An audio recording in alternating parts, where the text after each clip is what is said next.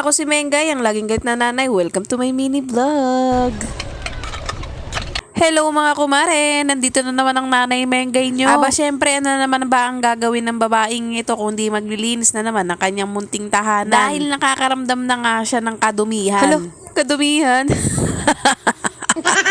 Sa mga oras na to nasundo ko na nga dyan si Bunso at kakatapos nga lang namin kumain at ito nga magliligpit na nga ako. Dahil kanina niya pa ako kinukulit na gusto niya na nga daw humiga. Kaya nag-vacuum na nga muna ako bago ko ilatag itong aming kama. Ganyan talaga si Bunso pagkagaling sa eskwelahan, kakain lang muna yan tapos matutulog. Naging routine na namin yan para maiwasan niya nga yung kakanood niya ng TV. Pagkatapos ko nga ma-vacuum mga mari yung sahig namin ito minap ko nga muna. Kung bet nyo rin tong map ko ilalagay ko sa comment section yung link pati yung vacuum. Meron din ako niyan sa yellow basket ko mga kumare. At nung nailatag ko na nga yung kama namin, humiga na nga si Bunso at habang natutulog siya, ito naman asikasuhin ko, hugasan ko na nga tong mga pinagkainan namin kanina. At itong mga pinagkainan namin kagabi, niligpit ko na rin. O diba, sipagsipagan na naman ang nanay Mengay nyo.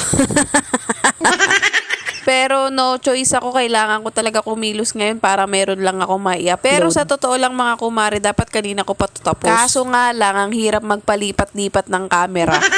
At syempre, kailangan ko rin gumawa ng content para meron akong mabenta at maibudol sa inyo. Charis. At ito lang kasi yung paraan mga mare para maalis ang aking stress. Kaya pagbigyan nyo na. Hala. Kasama na nga din yung pangbubudol ko sa inyo nang dahil sa inyo nagkakaroon ako ng commission kahit piso-piso lang. Kaya lahat ng naka-add to cart ko, ayun na, check out ko na.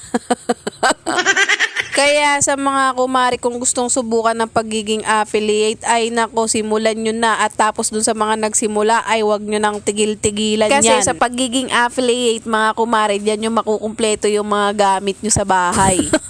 Pero kung pinapangunahan ka talaga ng hiya tapos wala ka naman pera, ay wag kang mag-alala dahil sagot ka dyan ni Shopee dahil meron naman siyang pay later. Pero legit to mga kumare, dapat makapal ang mukha mo pag magiging affiliate ka. At syempre, dapat galing-galingan mo rin mang uto. Hala, ang kapal talaga ng mukha oh. O siya Padilla, balik na nga tayo dito sa aking ginagawa. Bali nag-unbox na rin pala ako nitong binili ng asawa kong rice cooker. Dahil sa sobrang kalumaan nga nung dati naming rice cooker, ayun siya na nga talaga sumuko sa amin. Micromatic pa rin ng brand na aming binili mga kumare dahil trusted and tested namin itong brand na to. Dahil yung luma naming rice cooker mga kumare umabot sa amin ng 7 years. Pagkatapos ko nga mag-unbox itong aming bagong rice cooker mga kumare, hinugasan ko lang yan tapos ayan ginamit ko na para matesting rin namin kung gumagana. At so far so good mga kumare, gumana naman siya at wala naman siyang naging problema. At tignan nyo naman ang kinalabasan ng sinaing namin, napakaganda. Kaya kung gusto nyo rin nito, ilalagay ko sa comment section yung link nito at meron din ako nito sa yellow basket ko. At habang nagsasaing pala ako kanina mga mare, naggayat na nga ako ng gulay para dito sa lulutuin kong panghapunang ulam namin. For today's menu nga mga kumare, magluluto nga lang ako ng pork caldereta ala Mengay. Hala, ang kapal ng mukha ko, kala mo sarap magluto. Pero wag kayo mga kumare dahil dyan sa luto ko patay na patay sa akin ang tatay Alex nyo. La siya oh. Siya, nagpipiling maganda na naman tong babaeng to. Hanggang dito na lang muna ang aking video. Magkita-kita tayo sa susunod kong mini vlog. Don't forget to like, share, and follow mga mare. Bye!